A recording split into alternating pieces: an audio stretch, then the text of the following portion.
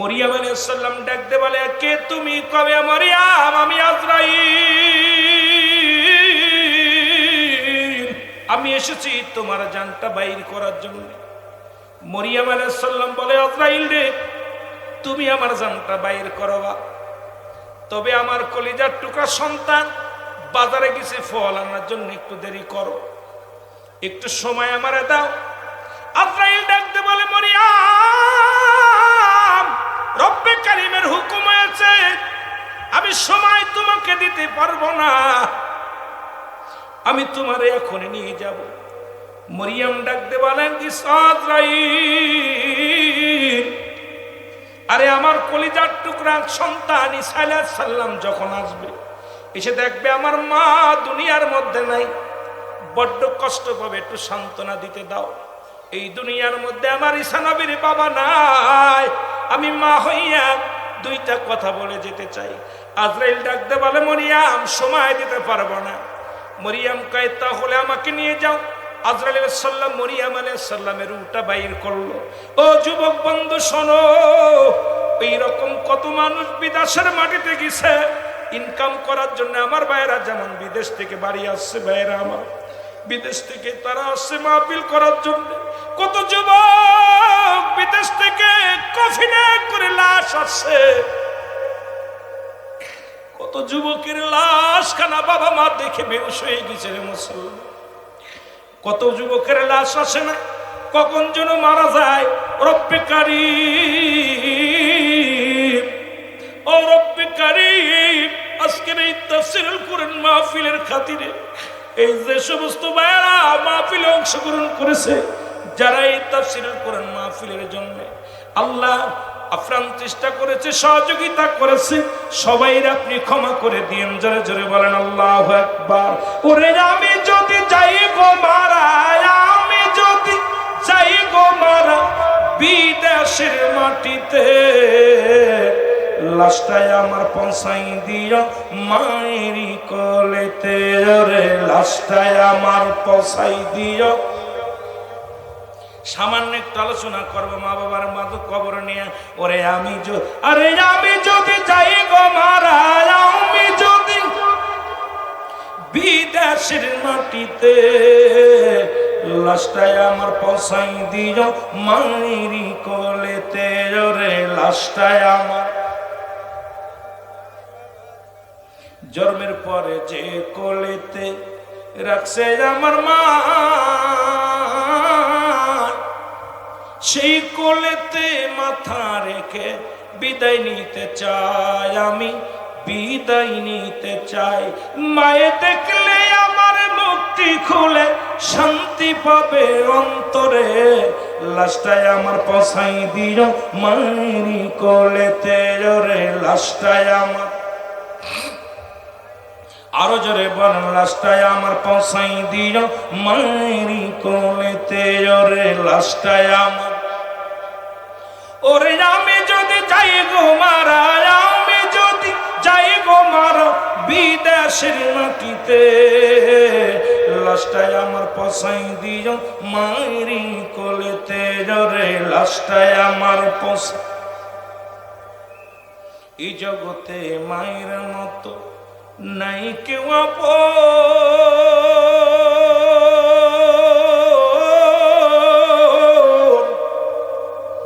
সেই মাকে না দেখাইয়া দিও না দাফন, আমার দিও না দাফন। এই জগতে বাবার মতো নাই কেউ আপন, সেই বাবা মাকে না দেখাইয়া দিও না দাফন, আমার দিও না দাফন। মায়ের একটি নজর দেখলে আমায়, মায়ের একটি নজর দেখলে আমায় শান্তি পাবো কবরে, লাশটাই আমার পৌঁছাই দিও মায়েরি কোলেতে, রে লাশটাই আমার। আরো জোরে বলেন, লাশটাই আমার পৌঁছাই দিও মায়েরি কোলেতে, রে লাশটাই আমার। পৃথিবীর মধ্যে আসার একটা সিরিয়াল আছে, যার কোনো সিরিয়াল নাই। এক নম্বরে হলো মানুষের মরণ।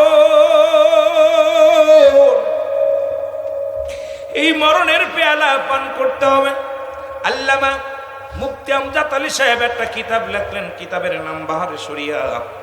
এই কিতাবের মধ্যে উনি লিখতে যা বললেন, দুনিয়ার মানুষ শোনো, মানুষ যখন মারা যায় 70টা তাজা উটের গায়ের চামড়া জবাই না করিয়া উল্টো দিকে টান দিয়েন, লবণ আর মরিচ লাগাইয়া দিলে যতটুকু যন্ত্রণা হয় এর চাইতে 70 গুণ যন্ত্রণা হলো একটা সাধারণ মৃত্যু। অথচ ইমানদারের মৃত্যুটা হবে কেমন মৃত্যু?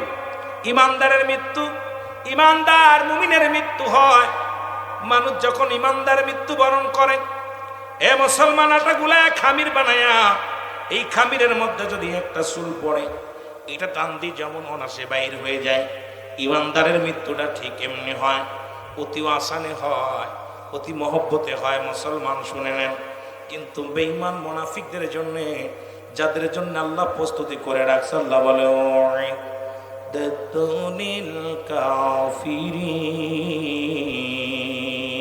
কাফের বেঈমান মুনাফিকদের জন্য প্রস্তুতি রাখছে আমার আল্লাহ, একটা নয় দুটি নয়, 7-7টা জাহান্নাম। জোরে বল আল্লাহু আকবার, আর একটু জোরে বল আল্লাহু আকবার। 7-7টা জাহান্নাম আর মুমিনের জন্য প্রস্তুতি করে রাখছে আমার আল্লাহ। আল্লাহ বলো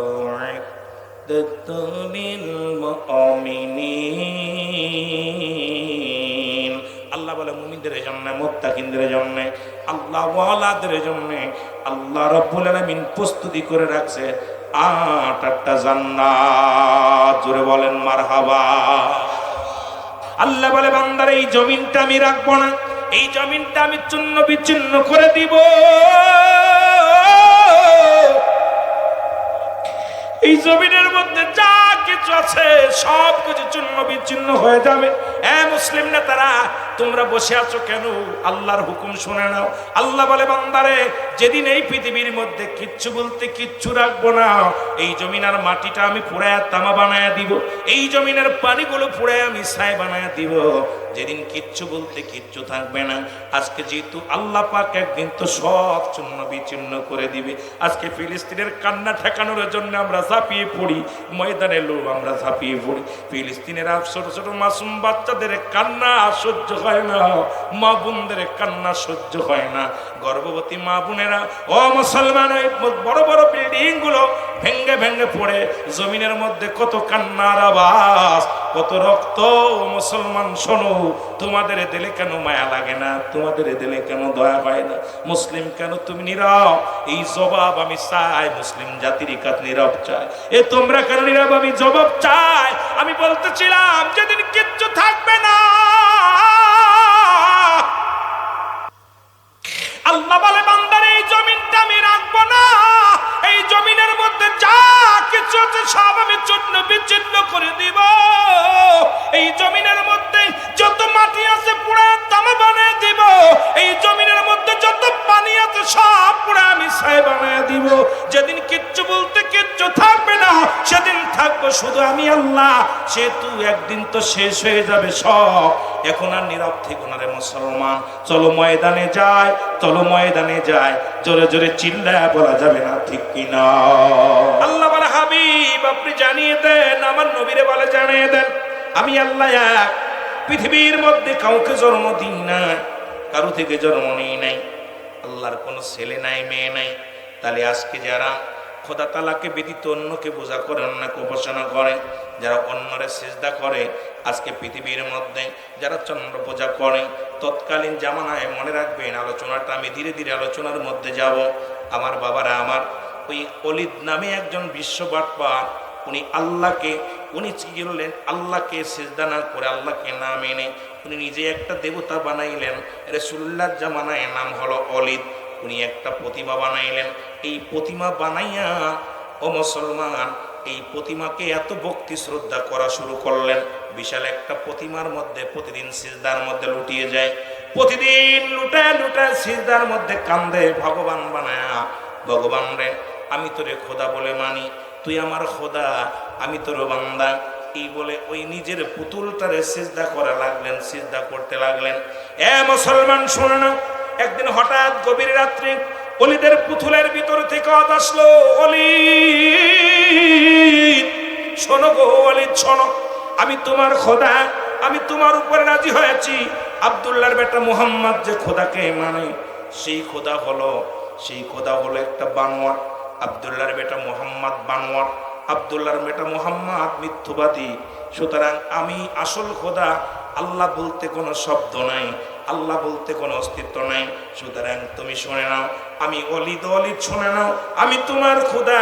আমারে যতই তুমি সেবা করবা, আমাকে তুমি যতই তুমি পূজা করবা, যতই শ্রদ্ধা করবা, যতই আমার প্রতি ভক্তি শ্রদ্ধা করবা, ততই তোমার প্রতি আমি রাজি খুশি হয়ে যাব। ইয়া দ্বারা তুমি দুনিয়া তো কামিয়াব হবা, আখিরাত তো কামিয়াব হবা। জোরে জোরে চিল্লায় বলেন নাউজুবিল্লাহ। উনি চলে গেলেন আব্দুল্লাহর বেটা মুহাম্মাদের কাছে। যা ডাকতে বলে, মুহাম্মদ তোমার খোদা কি তোমার সাথে কথা বলতে পারে? তোমার খোদা কি তোমার সাথে কথা বলে? আব্দুল্লাহর বেটা মুহাম্মদ বলেন, না কথা বলে, আমি কথা বলতে পারি রব্বি কারীমের সঙ্গে। বলে, তুমি কি দেখছো? আমার খোদার আমি দেখছি। তুমি শুনে নাও, তুমি ডাক দাও দেখি তোমার খোদা তোমার সঙ্গে কথা বলতে পারে কিনা। মুহাম্মদ বলে, তোমার আমি শোনাইতে পারবো না। বলে, তাহলে শোনো, আমার যিনি খোদা আছে, যারে আমি খোদা বলে মানি, আমার এই দেবতারে যদি তুমি মানো, এই দেবতা আমার সঙ্গে কথা বলতে পারে, আমার কালেমা পড়তে পারে, আমি যা বলি তাই শোনে। সুতরাং তুমি ওই যাকে দেখা যায় না, যার আকার নাই, যাকে দেখতে পাও নাই, নিরক্ষর, ওর পূজা বন্ধ করে দাও, ওকে সেজদা করা বন্ধ করে দাও, পূজা বন্ধ করো, বন্ধ করে আমার দেবতার অন্তর্গত হয়ে যাও। এই দুনিয়া আখিরাত দুইটাই তুমি কামিয়াব হবা। জোরে বলেন নাউজুবিল্লাহ। দলে দলে মানুষ আসতে লাগলো, ওলিদের কাছে মুরিদ হয়ে গেল। এই ভণ্ড প্রতারক দুনিয়ার মানুষগুলো ঈমান হরণ করা শুরু করলো। মানুষগুলো আসিয়া দলে দলে মানুষগুলো এসে দেবতার কাছে যায়, পায়ের মধ্যে লুটিয়ে পড়ে।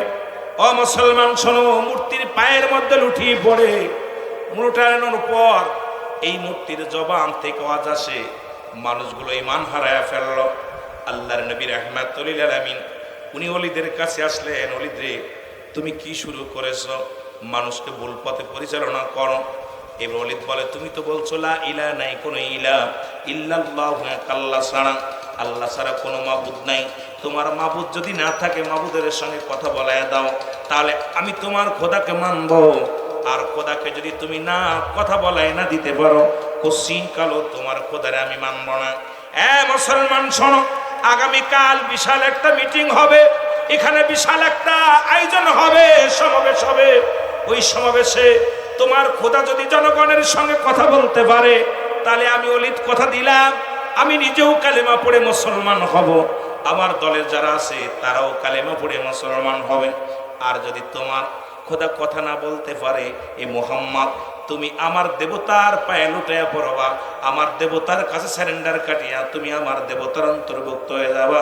আগামী কাল থেকে দেবতা পূজা শুরু করবা। জোরে বলেন নাউজুবিল্লাহ। বিশাল একটা মঞ্চ হলো, জনগণের আয়োজন, জনগণ সমাগম হলো। আল্লাহর নবীজিও আসলেন। এবার ওলিদ ডাকতে বলে, খোদা বলে দাও মুহাম্মাদের খোদার মিথ্যুক, মিথ্যাবাদী, কাজ্জাব, মুহাম্মাদের খোদা বানোয়াট। এই সময় ওলিদের পুতুলের ভিতর থেকে আওয়াজ আসে, বলেন আশহাদু আল্লা ইলাহা ইল্লাল্লাহু ওয়াহদাহু লা শারীকা লাহু ওয়া আশহাদু আন্না মুহাম্মাদান আবদুহু ওয়া রাসূলুহু। আল্লাহু আকবার বলেন না। ওলিদের ভিতর, পুতুলের ভিতর থেকে আওয়াজ আসে, এ ওলি, এ জনগণ শোনো, ওলিদ একটা মিথ্যাবাদী, কাজ্জাব। আল্লাহর নবী রাহমাতুল লিল আলামিন সত্যের পয়গম্বর, সত্যের পয়গাম নিয়ে আসছে। সুতরাং যারা মুহাম্মাদের দলভুক্ত হবে তারা কামিয়াব। মুহাম্মাদের অনুসরণ করেন। আপনারা যারা ওলিদের অনুকরণ করবেন, সবাই দুনিয়া থেকে শেষ হয়ে যাবেন। আমার বাবারা, আমার বন্ধুরা, ওলিদ তার নিজের পুতুলটাকে, হাতের স্বর্ণের পুতুলটাকে মানুষের মধ্যে ছেড়ে মেরে দিলেন। ভেঙ্গে চূর্ণ বিচ্ছিন্ন হয়ে গেল, টুকরা টুকরা হয়ে গেল। ওই ভগবান রে, সারা জীবন তোরে পূজা করলাম, সারা জীবন তোরে মানলাম, কত কষ্ট করে জনগণ গুছাইলাম, আজকে তুই আমার মাথায় বাড়ি মারলি, জনগণের সামনে আমার মিথ্যুক বলে পরিচয় করে দিলি, মুহাম্মাদের ধর্ম সত্য বলে দিলি, আমারটা মিথ্যা হয়ে গেল, তোর মতো দেবতার আর পূজা করব না। এই বলিয়া সঙ্গে সঙ্গে মাটি বসন স্বর্ণের পুতুলটা ভেঙে ফেললেন। জোরে বল আল্লাহ। পুতুলটা ভেঙে ফেলেন। রাসূলুল্লাহ বলেন, শোনো, আমি নবীজি তোমাদের সঙ্গে হাঙ্গামা করতে আসি নাই।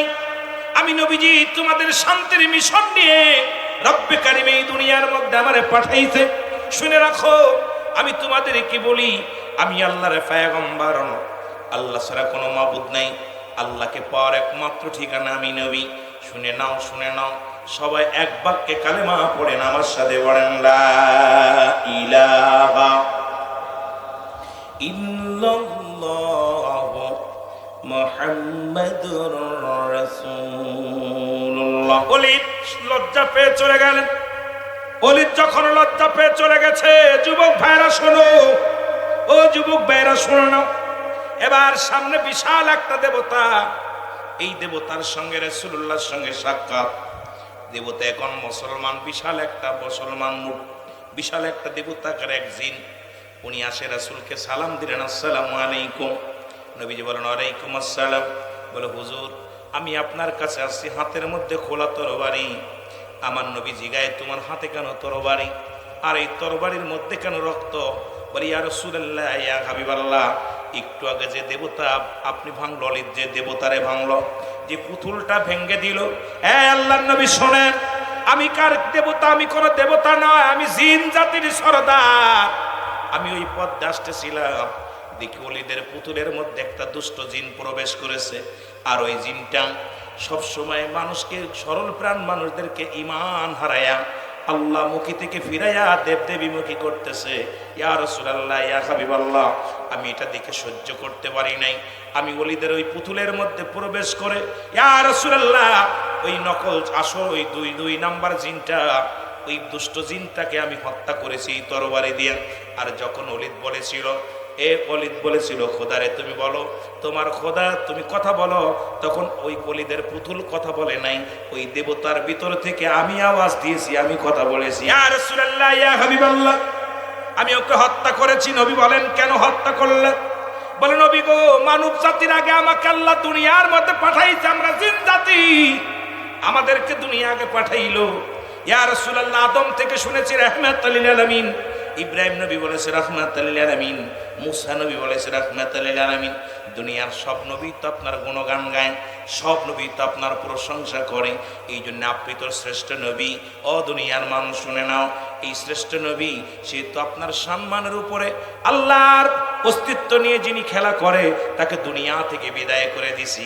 আমার কথা হলো, দুনিয়ার মধ্যে যারা আমার নবীকে নিয়ে, ইসলামকে নিয়ে কটূক্তি করে, আজকে যারা দুনিয়ার মধ্যে ইসলামটাকে ষড়যন্ত্র করে শেষ করে দিয়ে চায়, মুসলমান শুনে নাও, কোরআনটাকে শেষ করে দিতে চায়, যারা হাদিসটাকে শেষ করে দিতে চায়, মুসলিম মিল্লাতকে পূজার মণ্ডপে নিয়ে যেতে চায়, মুসলিম মিল্লাতকে, মুসলমান শোনো, মুসলিম মিল্লাতকে পৃথিবীর মধ্যে মুনাফিক বানায় দিতে চায়। আমার আল্লাহ বলে, মিনান নাস, মানুষের মধ্যে মায়াকুলু, তারা বলবে আমান্না, তারা ঈমান আনছে বিল্লাহি, আল্লাহর প্রতি। এই কোরআন বলতেছে এক শ্রেণী বেঈমান আছে, মুনাফিক আছে। শুনেন, আল্লাহ বলে মিনান নাস, নাস শব্দের অর্থ হলো মানুষ।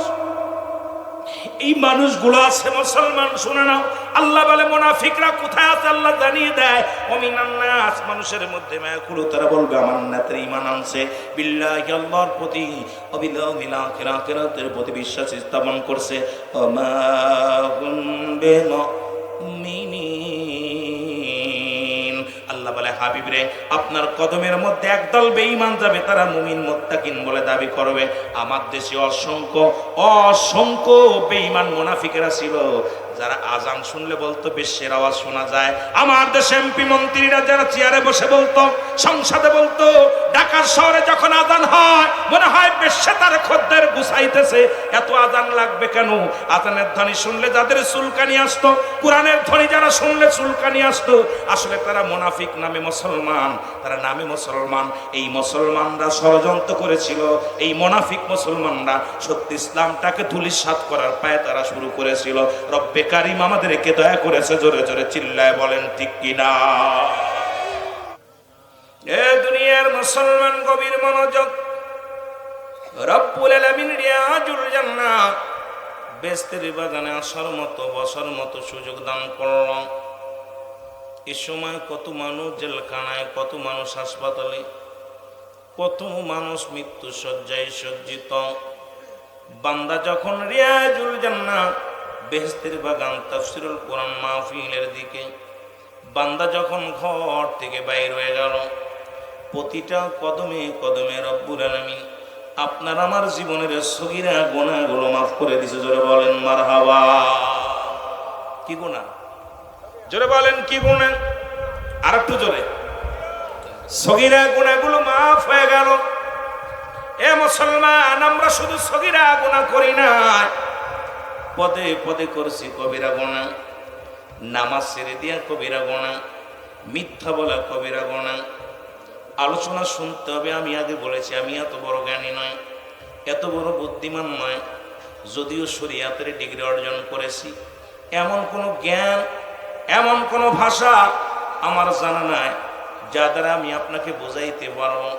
যদি রব্বি কারীম যদি সুযোগ দান করে কিছু কথা বলতে পারবো। যদিও রাত হয়ে গেছে বাবা, অনেক রাত হয়ে গেছে। মানুষ কর্মজীবী, আপনারা কষ্ট হচ্ছে, দুদিন ব্যাপী মাহফিল, আপনাদেরও কষ্ট হয়, যারা আয়োজন করে তাদেরও কষ্ট হয়।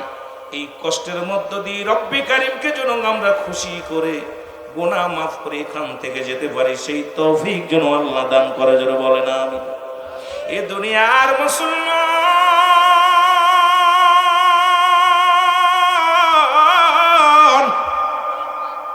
রিয়াজুল জান্নাত বেহেশতের বাগানের দিকে বান্দা যখন রওনা হয়ে যায় গো,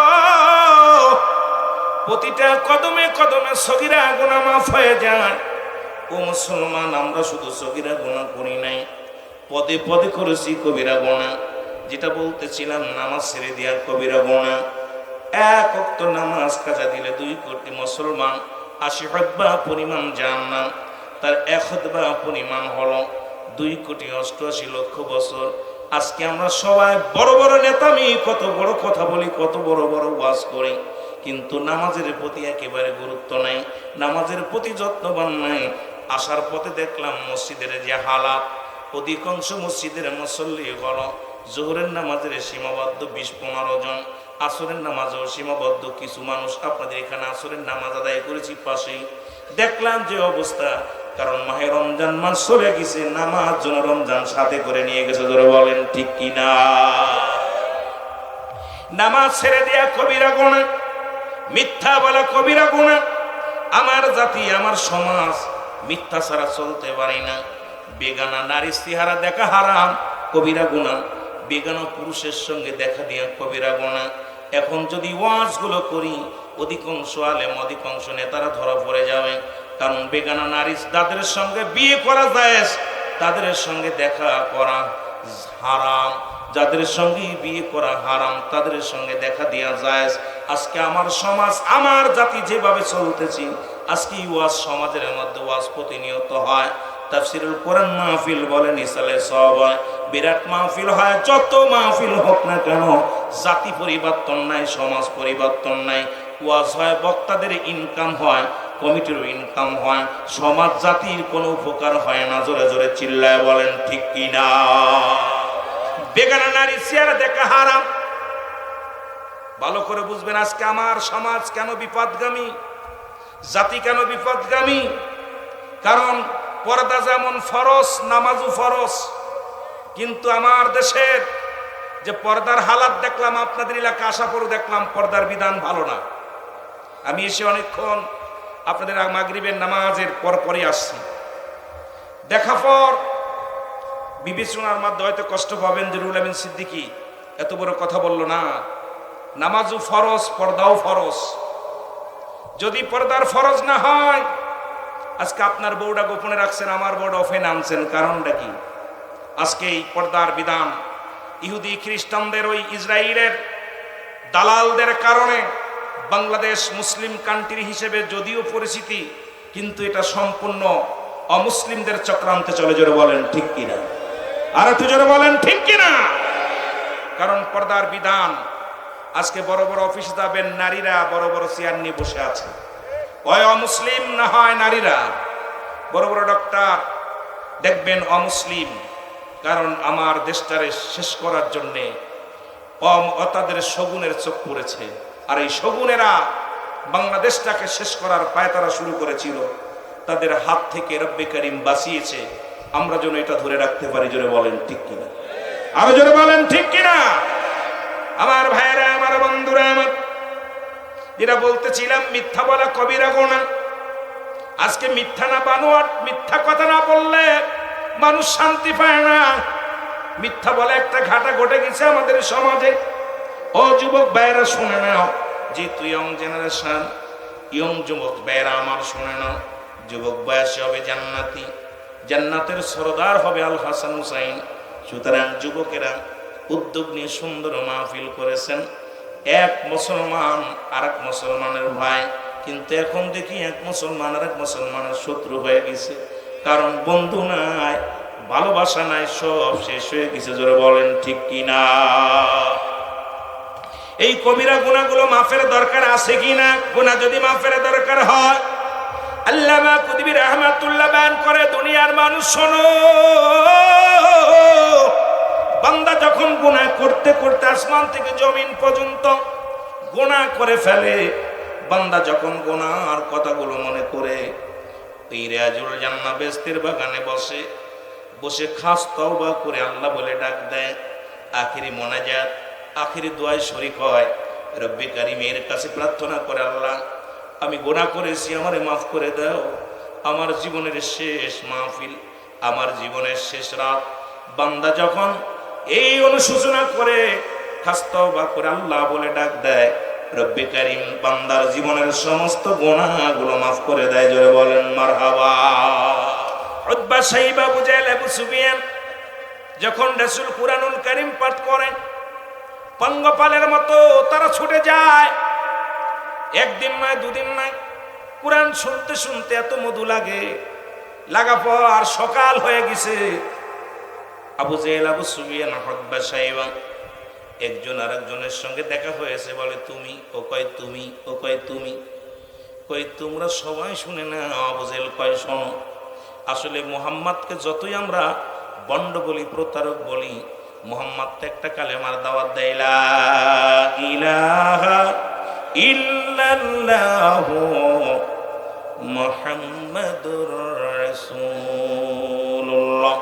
লা ইলাহা নাই কোন ইলাহ, ইল্লাল্লাহু এক আল্লাহ ছাড়া, মুহাম্মাদুর রাসূলুল্লাহ আল্লাহ পাকের প্রেরিত রাসূল বা বান্দা হলো রাহমাতাল লিল আলামিন। এ যুবক ভাইরা শুনে না, কিন্তু মুহাম্মদ কোন বানোয়াট কোন গল্প করে না। মুহাম্মদ যখন এই আল্লাহর কালাম কুরআনুল কারীম যখন পাঠ করে, আমাদের মন বলে এত মধু, এত জাদু কোরআনের মধ্যে আছে, এটা যতই শুনি ততই শুনতে মন চায়। আমরা মানুষকে বন্ধ করেছি আসতে, মানুষকে বলেছি কোরআন শুনবে না, মুহাম্মাদের কোনো বাণী শুনবে না। ওই কুরআনুল কারীম যখন পাঠ করে কেউ শুনবে না, কিন্তু আমরা নিজেরাই তো স্থির থাকতে পারি নাই। কারণ ওই কোরআনের মধ্যে এমন জাদু, এমন মধু, পাঠ করলেই শুধু মন চায়। দেখবেন এই যে সূরা ফাতিহা আমরা জন্মলগ্ন থেকে শুরু করে এ পর্যন্ত যতবার শুনেছি, এক হাফেজ পড়লে আর এক হাফেজ আর একজনের চাইতে আর একজন ভালো লাগে। যতই মজা লাগে, বাংলাদেশে কত গান কত বাজনা আসলো, সব কিছু ভালো লাগে না। কিন্তু কুরআনুল কারীমের মধ্যে মুসলমান শুনে না, যতগুলো সূরা আছে, যতগুলো আয়াত আছে, এটা যখন তেলাওয়াত করা হয় এর সেই তোরে ভালো লাগে, এর সেই তোরে ভালো লাগে। কারণ এই কোরআনের বাণী শুধু মধুতে ভরপুর। জোরে জোরে চিল্লায় বলেন ঠিক কি না? প্রতিজ্ঞা করলেন হাতে হাত রেখে আমরা নিজেরাও শুনবো না, আগামী দিন আর আসবো না। রাত্রে যখন উতবা, সাইবা, আবু জাহেল, আবু সুফিয়ান চলে গেলেন, রাসূলুল্লাহ কুরআন তেলাওয়াত শুরু করলেন। সুবহানাল্লাহ বলেন না?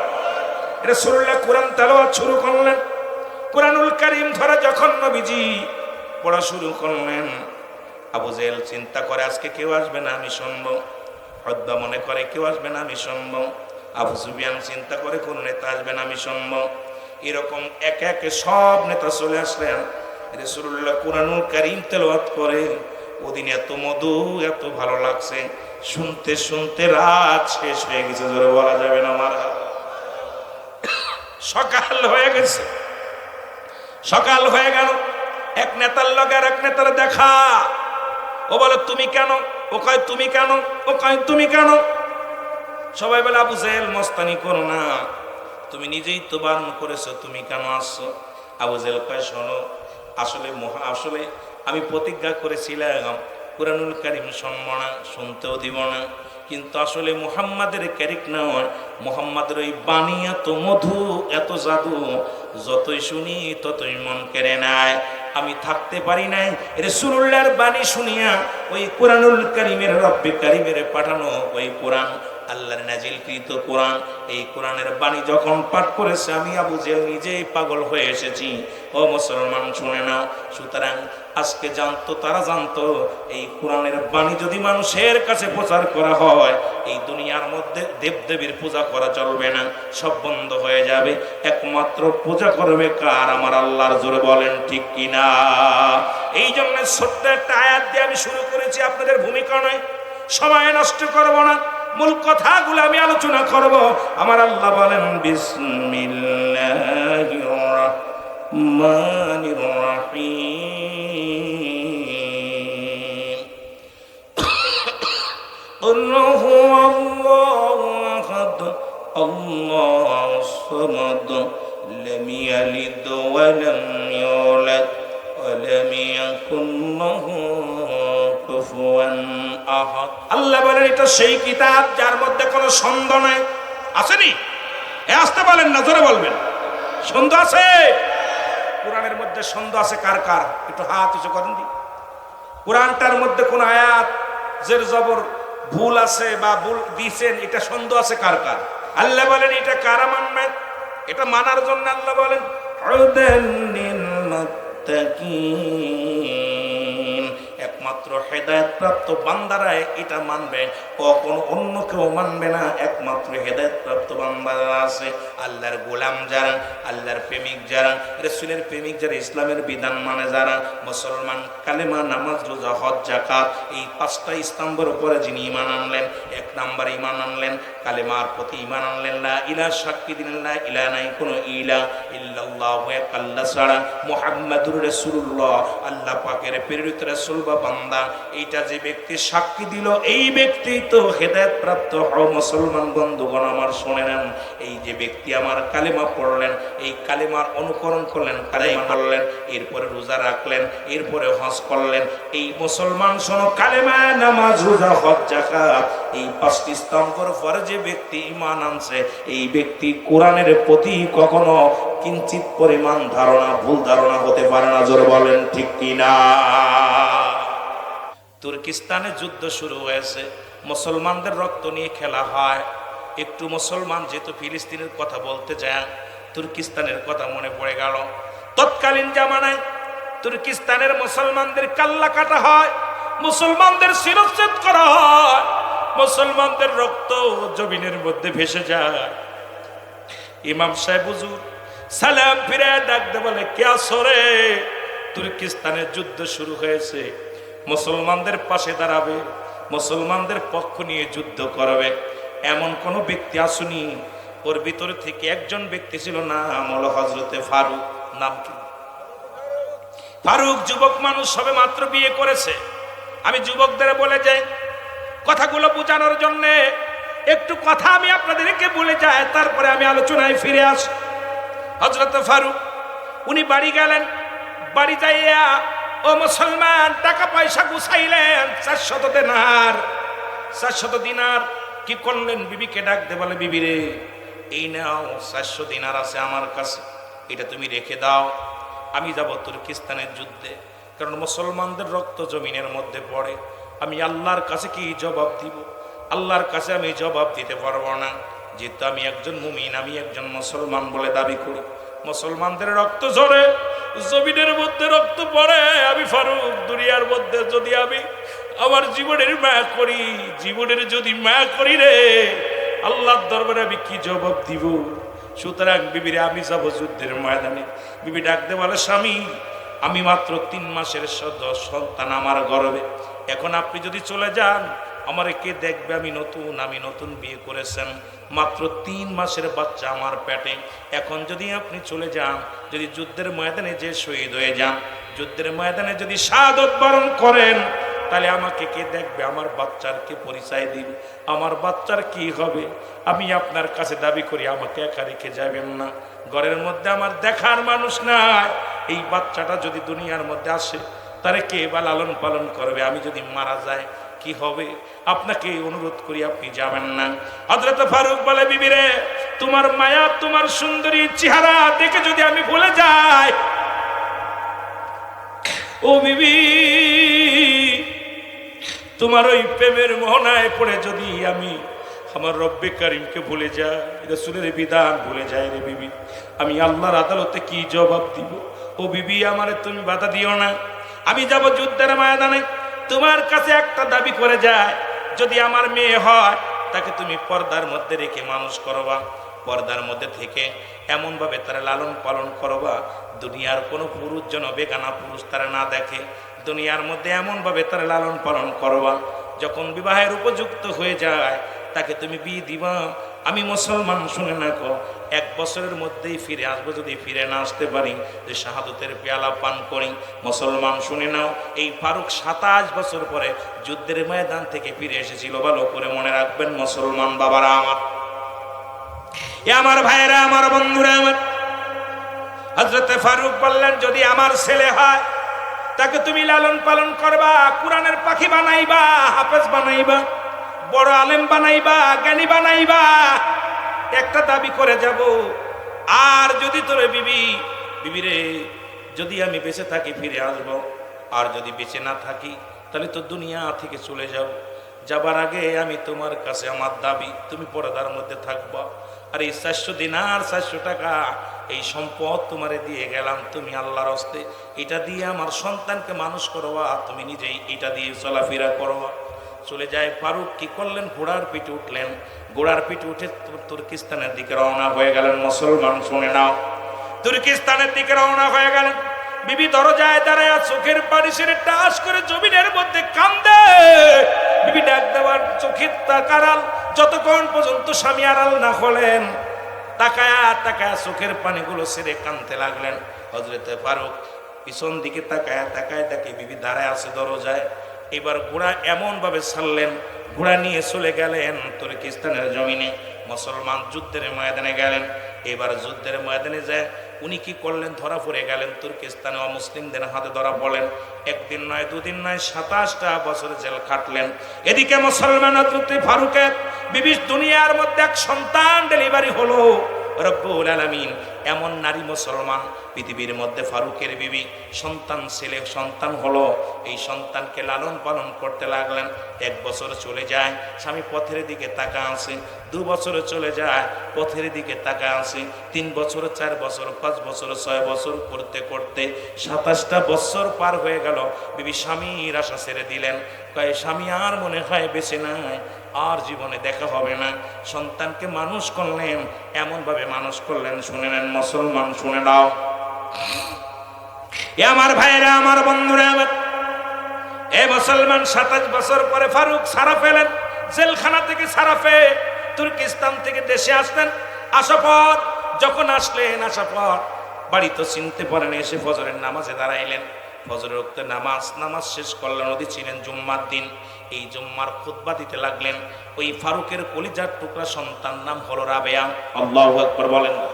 ওই তৎকালীন জামানায়, ও মুসলমান শুনে নাও, এই মুসলমান, এই রাবেয়া ছিল জগৎ বিখ্যাত একজন আল্লাহর মাহবুব, মস্ত বড় একজন আলেম।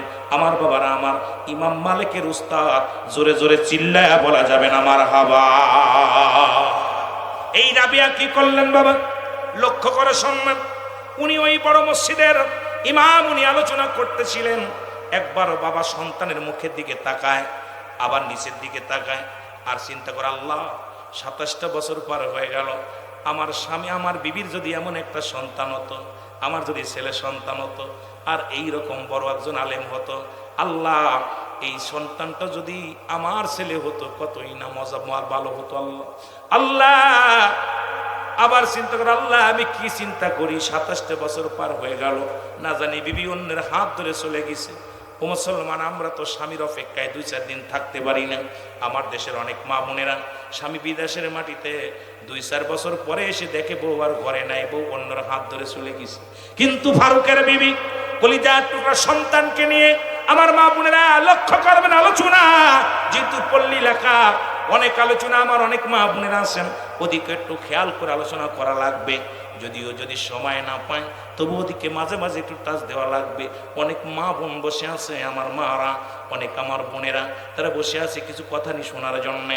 আমার মারা শোনেন, এবার হজরতে ফারুকের বিবি একটা দিন নয়, 2টি দিন নয়, 27টা বছর স্বামীর অপেক্ষায় ছিলেন। আল্লাহু আকবার বলো। কত বছর? 27টা বছর স্বামীর অপেক্ষায় ছিলেন।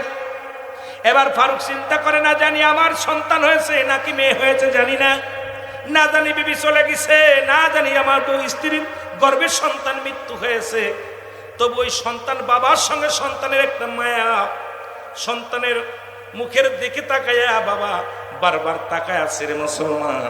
এবার চলে গেলেন উনি বাড়ি, কিন্তু বাড়ি চেনে না। কোথায় বাড়িটা?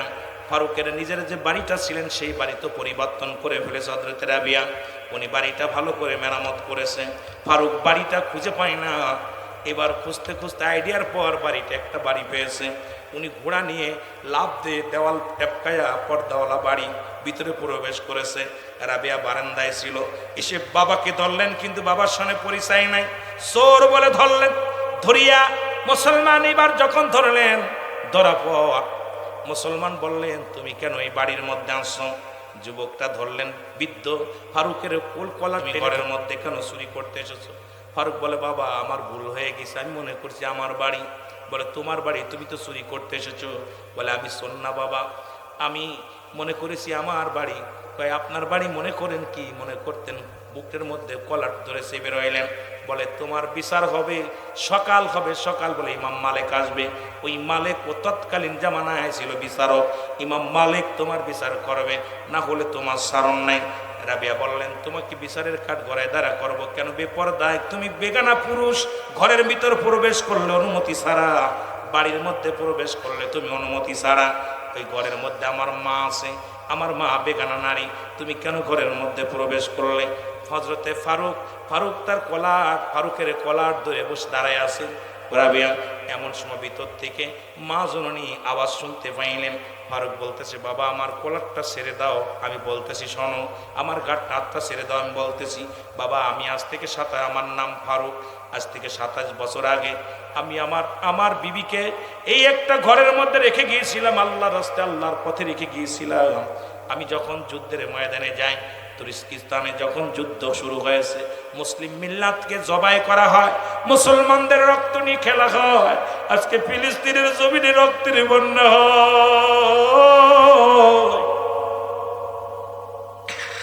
মুসলমান ফিলিস্তিনের ছোট মাসুম বাচ্চারা খোদার যন্ত্রণায় চিৎকার মারে। ফিলিস্তিনের ছোট ছোট মাসুম বাচ্চারা চোখের পানি ছেড়ে কান্দে। আজকে আমরা নিরাপত্তা মুসলিম মিল্লাত কেন নীরব? আজকে মুসলিম নেতারা কেন নীরব? কোথায় রে তোমরা তালেবান? কোথায় রে তোমরা দেশের বড় বড় নেতা? কোথায় রে সৌদির নেতা? কোথায় রে বিশ্বের বড় বড় নেতারা? আজকে তাদের কান্না কি আওয়াজ তোমাদের কানে যায় না? এই দুনিয়ার মধ্যে থাকবো না। আল্লাহ বলেন কুল্লু মান আলাইহা ফান, আল্লাহ বলে বান্দার এই জমিনটা আমি রাখবো না, এই জমিনটা আমি চূর্ণ বিচূর্ণ করে দিব। এই জমিনের মধ্যে যা কিছু আছে সব কিছু চূর্ণ বিচ্ছিন্ন হয়ে যাবে। মুসলিম নেতারা তোমরা বসে আছো কেন? আল্লাহর হুকুম শুনে নাও। আল্লাহ বলে বান্দারে যেদিন এই পৃথিবীর মধ্যে কিচ্ছু বলতে কিচ্ছু রাখবো না, এই জমিনের মাটিটা আমি পুড়ায় তামা বানায় দিব, এই জমিনের পানিগুলো পুড়ায় আমি ছাই বানায় দিব, যেদিন কিচ্ছু বলতে কিচ্ছু থাকবে না। আজকে যেহেতু আল্লাহ পাক একদিন তো সব চূর্ণ বিচূর্ণ করে দিবে। আজকে ফিলিস্তিনের কান্না ঠেকানোর জন্য আমরা ঝাঁপিয়ে পড়ি, ময়দানে আমরা ঝাঁপিয়ে পড়ি। ফিলিস্তিনের ছোট ছোট মাসুম বাচ্চাদের কান্না সহ্য হয় না, মা বোনদের কান্না সহ্য হয় না। গর্ভবতী মা বোনেরা, ও মুসলমান, ওই বড় বড় বিল্ডিং গুলো ভেঙ্গে ভেঙ্গে পড়ে জমিনের মধ্যে কত কান্নার আওয়াজ, কত রক্ত। মুসলমান শোনো, তোমাদের দিলে কেন মায়া লাগে না? তোমাদের দিলে কেন দয়া হয় না? মুসলিম কেন তুমি নীরব? এই জবাব আমি চাই, মুসলিম জাতির কাছে নীরব চাই। এ তোমরা কেন নীরব? আমি জবাব চাই। আমি বলতেছিলাম যেদিন কিচ্ছু থাকবে না, আল্লাহ বলে বান্দার এই জমিনটা আমি রাখবো না, এই জমিনের মধ্যে যা কিছু আছে সব আমি চূর্ণ বিচ্ছিন্ন করে দিব। এই জমিনের মধ্যে যত মাটি আছে পুরো তামা বানিয়ে দিব। এই জমিনের মধ্যে যত পানি আছে সব পুরো আমি ছাই বানিয়ে দিব। যেদিন কিচ্ছু বলতে কিচ্ছু থাকবে না, সেদিন থাকবো শুধু আমি আল্লাহ। সেহেতু একদিন তো শেষ হয়ে যাবে সব। এখন আর নীরব থেকো না রে মুসলমান। চলো ময়দানে যাই, চলো ময়দানে যাই। জোরে জোরে চিল্লায় বলা যাবে না, ঠিক কিনা? তুমি কেমন মুসলমান? তুমি কেমন মুসলমান? এর ময়দানেতে প্রমাণ হবে, ময়দানেতে প্রমাণ হবে তোমার আছে কি ঈমান। তুমি সুন্নি মুসলমান, তুমি কেমন মুসলমান? ফিলিস্তিনের কান্না দেখে, ফিলিস্তিনের কষ্ট দেখে যদি কাঁদে না তোর প্রাণ, তুমি কেমন মুসলমান?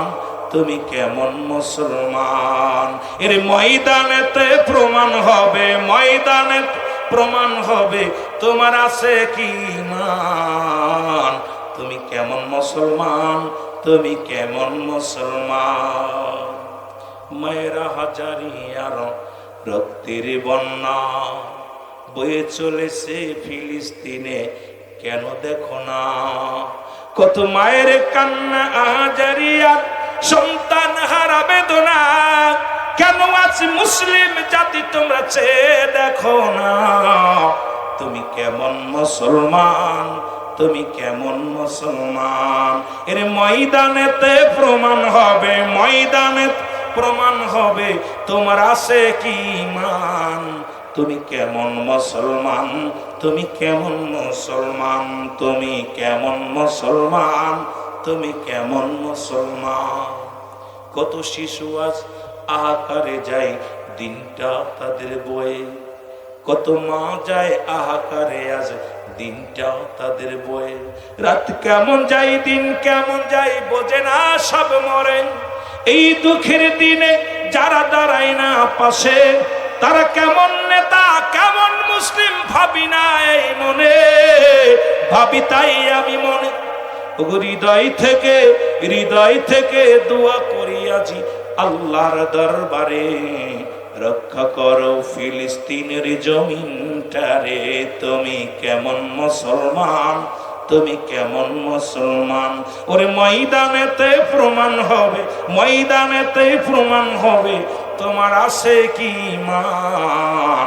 তুমি কেমন মুসলমান? রাবেয়া বিত রাবেয়া যখন বাবার কলার ধরে বলতেছিলেন, ফারুক বলতেছে, বাবা আজ থেকে 27 বছর আগে আমার নাম ফারুক।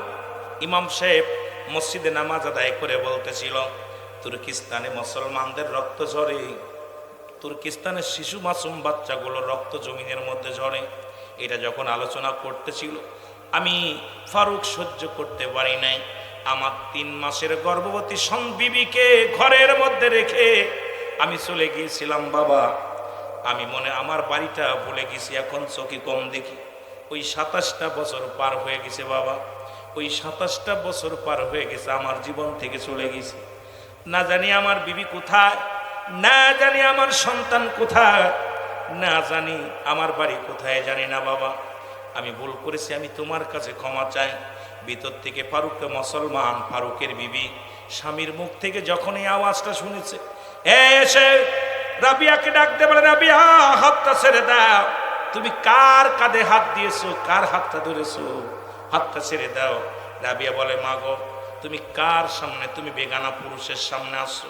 মাগো 27টা বছরের মধ্যে তুমি কোনোদিন বেগানা পুরুষের সামনে আসো না। মা কোনোদিন তো কোনো পুরুষের সামনে তোমাকে দেখি নাই। আজকে একটা চোর, একজন চোর আমার ঘরের মধ্যে প্রবেশ করেছে, তাকে আমি ধরেছি, তুমি সামনে এসেছো।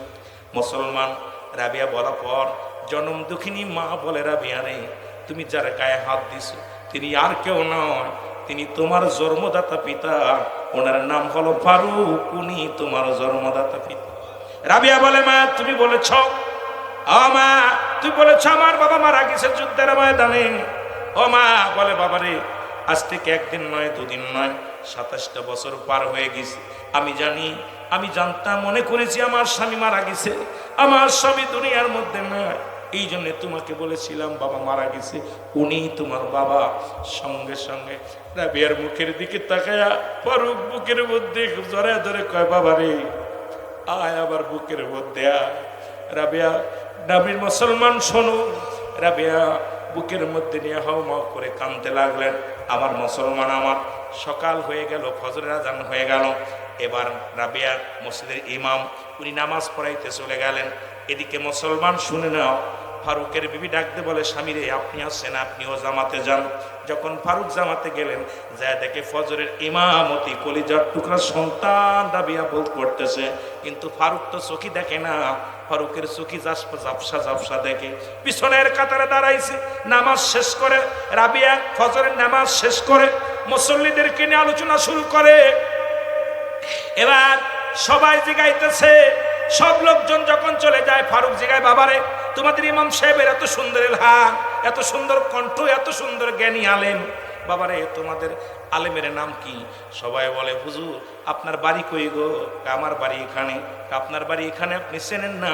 এই এলাকার মধ্যে মস্ত বড় আলেম, যিনি ইমাম মালিকের উস্তাদ, তিনি আর কেউ নয়, শুনে নাও, শুনেন, নাম হলো রাবিয়া।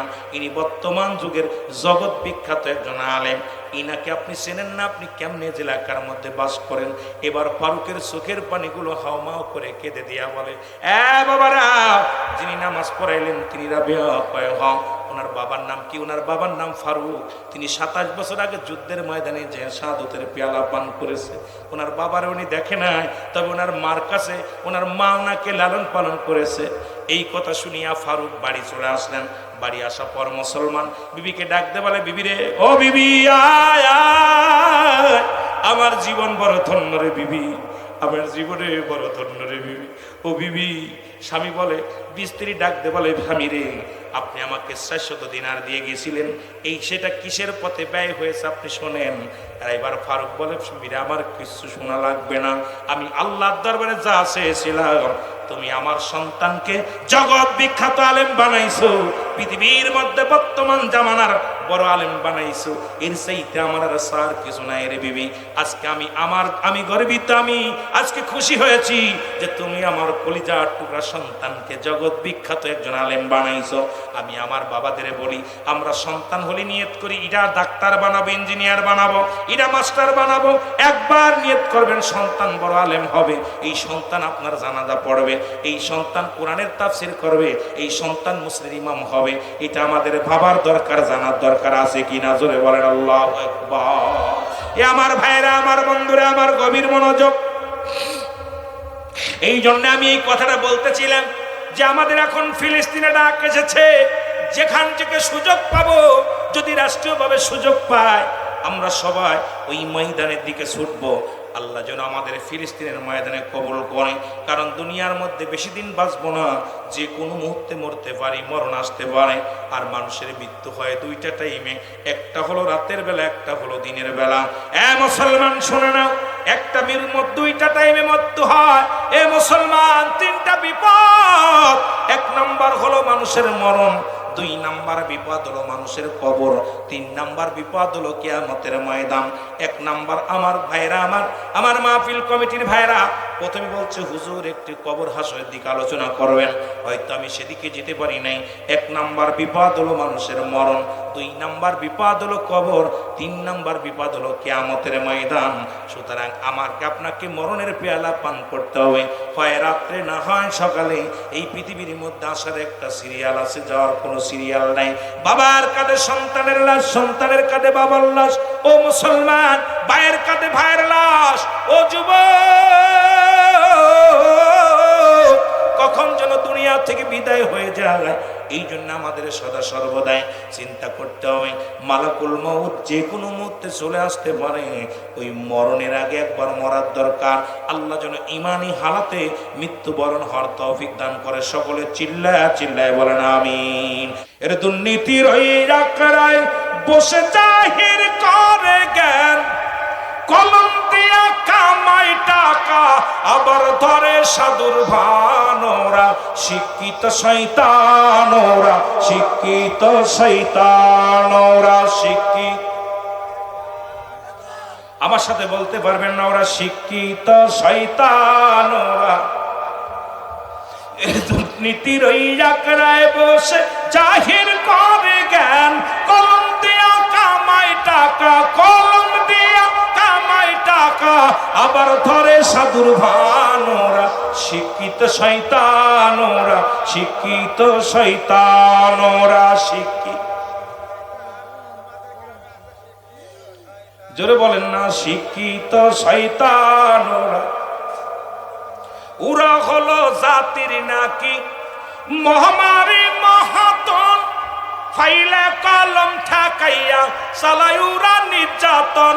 ঘুষের টাকায় ওদের ভুড়ি, ঘুষের টাকায় ওদের ভুড়ি করে যে টান টান। ওরা শিক্ষিত কি ওয়াজ করবো, কথা কয় না লোকজন। ওরা শিক্ষিত শয়তান। ওরা আরো জোরে বলেন, ওরা শিক্ষিত। আবার স্কুল কলেজের দিকটা ভাই দেখো না চোখ মেলিয়া, মেয়েরা সব বই ছাড়িয়া আছে শুধু প্রেম লইয়া। ঠিক কিনা? ঠিক কিনা? খালি প্রেম প্রীতি, এম যোগ বি যোগ আর যোগ বি বি যোগ সি, খালি যোগের ভিতরে ভালো কি? স্কুল কলেজের দিকটা ভাই দেখো না চোখ মেলিয়া, ছেলেরা সব বই ছাড়িয়া আছে শুধু প্রেম লইয়া। আরে অস্ত্র যে তার সঙ্গের সাথী, অস্ত্র যে তার সঙ্গের সাথী হইতেছে মস্তান। ওরা শিক্ষিত শয়তান, ওরা শিক্ষিত শয়তান। ওরা